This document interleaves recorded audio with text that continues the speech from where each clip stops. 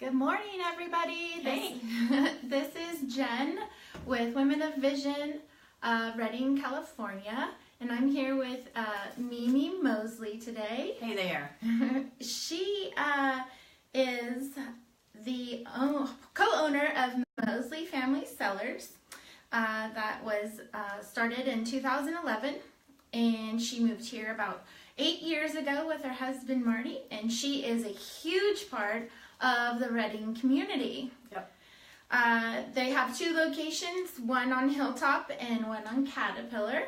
And so if you're ever interested in trying some wine, please go to one of the Moseley Family Cellers and try a flight of wine, whatever you prefer. But really, we're here to talk about Leadership Redding, how to get involved with your community, with Redding as a whole, and I'm just going to go ahead and give it over to Mimi so that she can give us, so we can get as much information as we can from her. Yeah. Well, hi everybody. Welcome to International Women's Day. We're so excited about that. I'll tell a little story in a few minutes about who influenced me. But one of the great things I love about Redding is Leadership Redding. And this is an organization, it's a nonprofit that falls under the umbrella of Shasta Regional Community Foundation. And this group every year has 30 class members, and those class members go attend one class a month. It's an all-day class, and they learn about various aspects of our community. For example, the first one is the history of Shasta County. And I tell you, I've only been here 8 years, but in those 8 years, I've learned more about our community than most people who have been born and raised here. Mm-hmm. I've learned how these different aspects of our community work together and accomplish the things that we want to accomplish. If you're feeling at all like, gosh, there's no hope for Redding, you need to change your attitude. You got to get rid of that cynicism, because what happens in Leadership Redding is you find that there are answers to your questions. So that's just a little hint of what happens. It's one day a month, starts about 8 o'clock in the morning, it goes till 5, and each month is a different focus, a different theme. Everything from the history of Shasta County, public safety, social issues, to government day, economic day, education, I know I'm forgetting one, outdoor living. So all of those happen between September and May. And when you graduate, you will have a wealth of knowledge that you will be blown away by how you're able to contribute more to the community as a result. That's exciting. Yeah. And how long have you been on the committee? Let's see. Gosh, I think I've been part of the Leadership Redding Steering Committee, which is like a board of directors. I think I've done that for about, I think might be on my 7th year. Wow. I'm not sure. You didn't waste any time when you moved here. No. That's awesome. Yeah. Good for you. What inspired you to want to be such a big part of this community? Well, we came from the Bay Area, and in the Bay Area, to get involved in a community is next to impossible. Unless you're a CEO with one of the major companies, the opportunities just are not afforded to you as they are here in a smaller town. I love Redding because there are so many things that we can do to make a change in our community. I voted every year of my life in political elections, and I never felt like my vote mattered. But since we've been in Redding, I've been on a few campaigns, as well as promoting some local city council, as well as board of supervisor candidates. And because of the measures and the politics that I've been involved with in those, we've changed the fabric of our city. And it's no longer the way it was 10 years ago. I've seen the changes within the last 8 years that I've been here, because our votes do count in Redding. That's nice and rewarding. Yeah. I'm sure it's very nice and rewarding. Do you have a specific area of which you like to kind of focus on or anything? Yeah. When we first moved here and opened our winery, I had, the second day we were open, I had a woman come into my winery tasting room, and she said, my husband's going to kill me. And she had 3 little baby girls. So we shut our doors, locked her inside, and it was a Saturday, and the police department was closed. Oh, no. So what do? We called 911. They said, yeah, we don't have anybody to send right now. Mm-hmm. So we harbored her for 3.5 hours, and I finally walked over to the police department, and I knocked on the door, and they're closed on Saturday, but there was someone in there, an officer with another woman, Mm-hmm. and he was taking care of her. Oh. And so as I was walking back to my tasting room, there was a guy on the street screaming and going, "You are blanking, trying to help my wife, and Mm-hmm. she's my wife." And I thought, oh my gosh, that's the guy who's after the woman I'm harboring. So I ran to the tasting room, went inside, and we made sure she was safe. And I said, "I think I saw him." And she said, "What did he look like?" And I told her, and she said, "Oh, that's not him." And I was like, what? There are two people that are after trying to kill their wives in our community in one day. Yeah. I had no idea what to do with that. Yeah. That's When I joined Leadership Reading, I understood in Social Services Day what can be done to help women in crisis. At that time, we had the Women's Refuge / Shasta Family Justice Center. Today, we have One Safe Place. Yeah. I'm all about supporting One Safe Place to give victims of domestic violence a place of safety. Had I never joined Leadership Reading, I would not have known there are options. And I had an option of what to tell this gal, how to help her, but I didn't know what it was. Yeah. So if you don't, education is what causes us to, lack of education is what causes us to be fearful. Oh, and in our community, there are a lot of fearful people. And through Leadership Reading, you learn a lot about the services available for people, as well as what you can do as a citizen to make a difference. That's exciting. I mean, it's exciting that you can make the difference. Like, you have a goal to helping make a difference. And I'm sure, like, giving and helping makes you feel good as well. Yeah. And, well, I hope that those ladies, or the one lady, I hope she kind of followed up and followed through. I know when you're in that position, I'm sure it's kind of harder to make once the guy comes down and then they have their schmoozing and everything's okay, and then they just go back to the situation. Yeah. So it does get hard, but it's nice to know that they have an option. I'm sure it helps them a little bit. It does as well. Yeah. So you have I have a question actually for the whole audience of 4. But hi, ladies, I'm glad you're watching. I have a question that I'm probably going to ask twice, depending on how long we're going. But we have a question about who inspired you to rise up as a woman, or what experience inspired you to take yourself to the next level. What was it that inspired you to be a more skillful person, to do what you're doing now, to entrepreneur, to help, to give back to everybody? Who was that? And I am going to walk over to this camera and adjust it a little bit because I'm having a hard time seeing things. But when I come back, Mimi's going to give us her answer. Yeah. And you guys tell us who inspired you. Yes. There are so many women.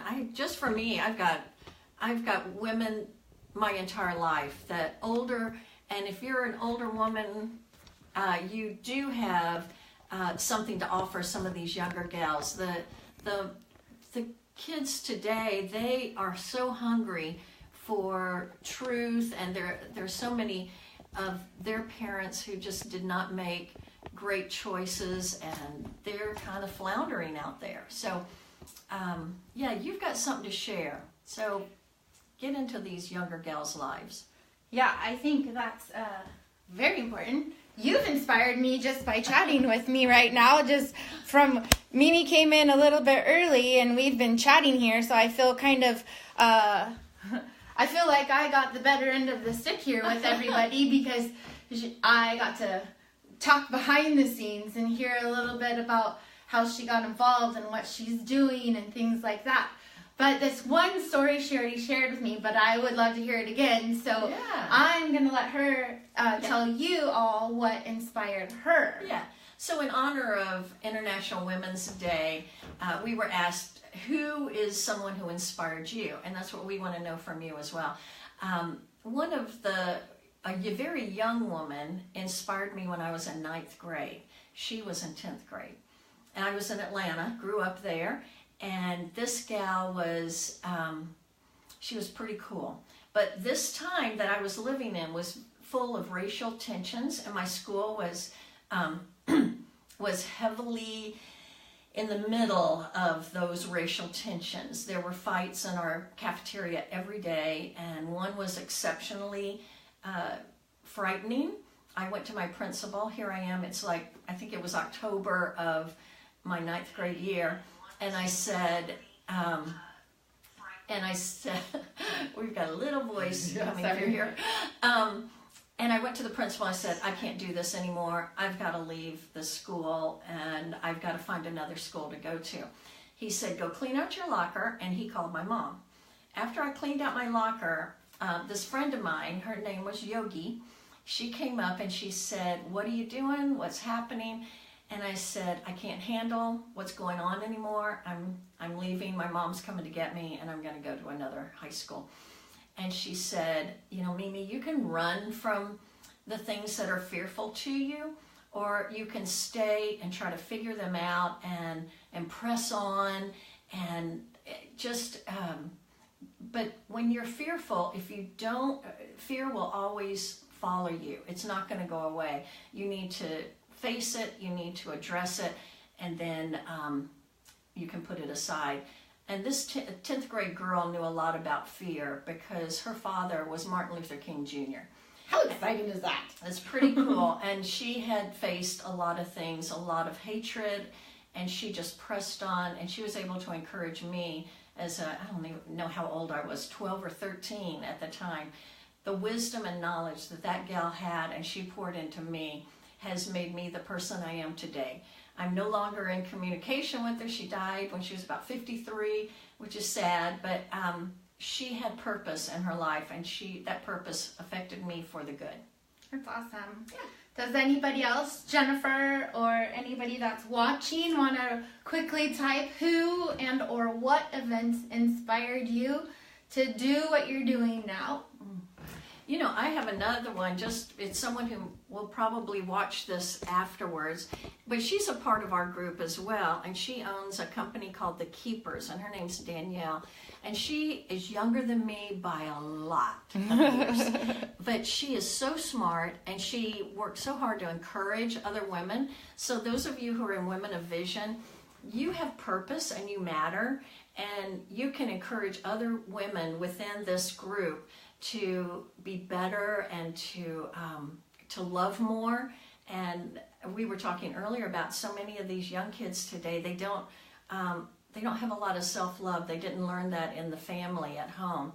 And I can tell you there's quite a few women in our group that have reached out and loved on people. Danielle's one of them, and she's amazing. Christy Largent.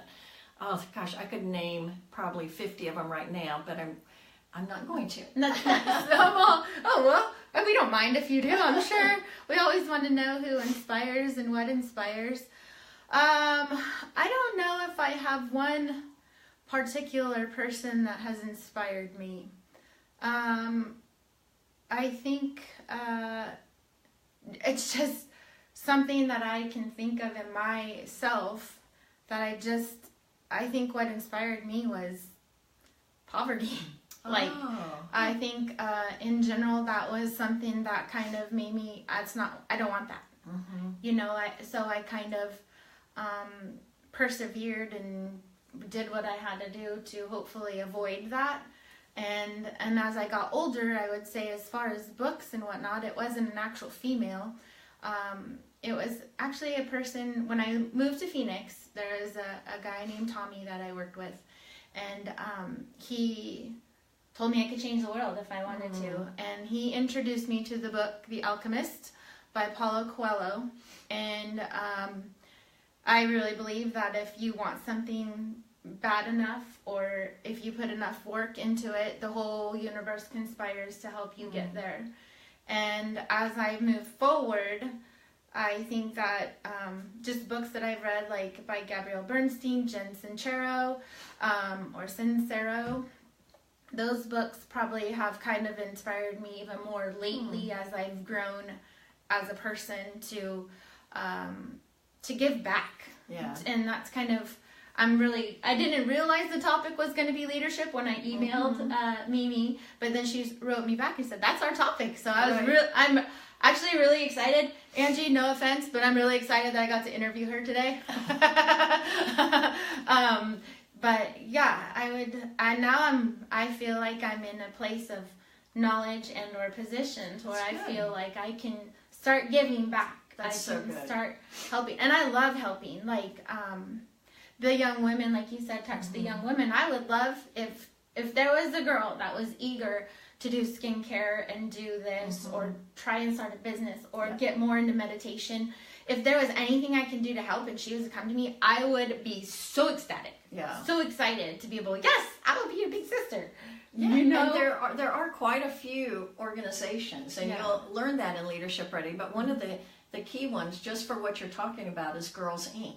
Oh, and you can talk to Jennifer Wright about that. She's a big part of that. And there's, listening to your story, I almost say, shame on the women who were in your life that they did not pour into you. They did not see the potential that you had. And, we can't all have a Yolanda King in their lives like I had, or all the other women, but we can be one. Yes. And that's what you have down. You're going to now go and change the world because you know what it looks like on the other side. Yes. So you have a mantle on you to go and help other women. Some are younger. We're all further down the road than somebody. Yeah. And there's always somebody else further down than us. So there are women just eager to pour in and encourage younger women, and sometimes it's an older woman that gets encouraged by a younger one. Yeah. So you never know what you're gonna. You can rock it, and I do believe leadership writing is a big part of that because you become knowledgeable about areas that you didn't know. She didn't know about Girls Inc. until now. Exactly. Yes. That's awesome. So there's so many opportunities, and you can point people in the right direction. And you can just be a more powerful member of the community as a result of leadership writing. And by the way, if you're going to go and apply, you need to do that pretty quickly because we've only got maybe another week and a half to applications will be accepted. You can go to leadershipwriting.com and then go to apply now, and then you're in. Well, you've got to interview, of course, but and we only accept 30 applicants every year, but you will become so close to those 30 people. And they're people that don't typically walk in the same circles that you're in. We love to get diversity, and so you will really enjoy the different people that you'll meet. I had Julie Winter, who's a city council member, was in my class, as well as Rachel Hatch, Krista Buckle, Heather Brown. We just had so many amazing people in our group, and from total different walks of life, and that's exciting, fabulous. Younger, older, everything. Yeah, just different. Just people that are. But what's even more awesome about it is that you're all together to do and to reach a similar goal. That's right. To better Reading. To better Reading, or change the fabric. I like that. I like that terminology. Change the fabric. I really like that. And when we're not educated, we become fearful and cynical, and we think, oh, Reading's definitely terrible. Yeah, Reading's so bad. I'm moving, or don't anybody move to Reading. It's like, are you kidding me? I came from San Jose. And if I never see San Jose again, I'll be okay. But I love it here. It's so beautiful, and the people are awesome. The community of Reading is very similar to where I grew up in the South, just friendly, and people, they really want to see a change. But when you're angry and fearful of things, it's most of the time because you don't have the education that you need to get the answer. And when you don't have the answer, that's what's scary. Yeah. So you said 30 applicants can apply. If you apply and you don't get chosen, are there other resources where you can go and try to make a difference in different areas? Oh, yeah, boy, if I could sit down with you, I could tell you so many things to do if you did not get accepted to Leadership Ready this year. A lot of times, just because we're limited to 30 applicants, that you might not make it this year. You might be interviewed and there's somebody just edges you out just a little bit.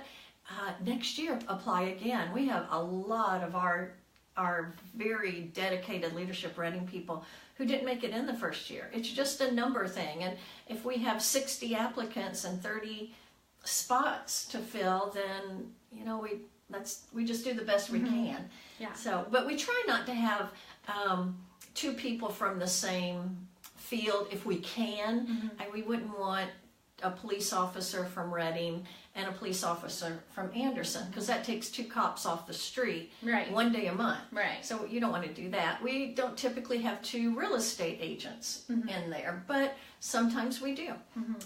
It just depends on the heart that the people have and what their what that class, the fabric looks like. So wow, that's cool. So if they don't get accepted for the year, will they wait again? Is there can they Google nonprofit, or how would you suggest someone find other things to do while they wait for the year and get more involved? Well, I mean, if you're interested in helping someplace, we just heard Jen say, you know, I'd love to help younger girls.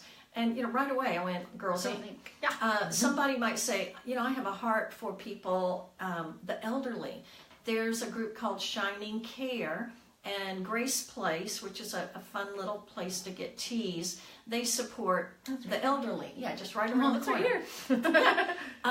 There's One Safe Place, domestic violence. There's Haven Humane. If you've got a heart for dogs and cats and animals, that's a nonprofit you can get involved with. There's just so many. Turtle Bay, Children's Legacy Center. This is a new one that is just struggling. They're not struggling, they're doing some awesome work, but they're trying to get to a place, and they need a little bit more money to do that, where if a child has been sexually abused, they come in there, instead of having to give a report to a doctor and a police officer and an investigator and a child services and all this stuff, instead of having to give that same story and traumatize them over and over again, they do it one time in one place. And I love these people so much. And Dr. Sean Dugan is the doctor over that, and Kimberly Johnson is the CEO. They are just doing an amazing job for children and being an advocate for kids. So that's nice. Another one you can look at. That's really nice. That's good. Does anybody have any questions for Mimi? Or does anybody want to be brave and share their story? And after we are done going live and you watch this on a replay, I would love for you to post your story, so all the people watching and myself, when we go back to watch it also, we can both see your story, and perhaps you will touch the heart and inspire another woman or a few women, as it is National Women's Day. So it would be awesome to go ahead and share a quick story. I know typing is hard on a phone, but it would be great if you could share your story. If not now, then in the replay. And I'm sure if you have any questions for Mimi, you can probably post them also in the comments. She would, I'm sure she's an advocate of the more help, the better. Yeah, that's right. And as I said earlier, we can't all be that one person that inspired us so much, but we might not have that person, but we can be that person. Jen can be that person to someone else. I can be that person to someone else. And I'm still, even at my age, I'm still seeking after women that have more wisdom and are just, killing the world. One of my favorite people, and she's only a tad older than me, is Judy Salter. She has revolutionized our community. She loves hard and she loves well, and she's just been an awesome example for us. That's awesome. Yeah, I'm always, who can I be a sponge from. Yeah. Like, what can I learn from this person? And I feel like there's always that person. There's always going to be, regardless of age, I feel like there's always something that we can learn from somebody.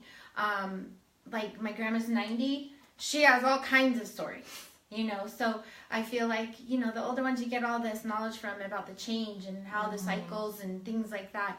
And then the younger ones, they know about what's going on now, what to keep out for, what might be, you know, another foundation or something like that. So I feel like we always have something to learn from somebody, and I'm always open to meeting people and just kind of seeing what are they gonna, what do I get to learn from this person? Yeah, one of our things that we love, the pastor of our church calls it trampoline theology. So that you know when you're on a trampoline and you launch somebody. Oh yeah. That's what we want to do. We want people to go further. That's great. And higher than we do. Yeah, that's great. And you've probably also heard the old saying that I want my ceiling to be your floor. Oh, okay. But the good thing about that is what you have to realize, you have to look at the mistakes that I made along the way. And so you learn from my mistakes so that you don't have to experience a limit anymore. And then somebody will come behind you and the same thing that you do for that person. You say, well, here's where I blew it.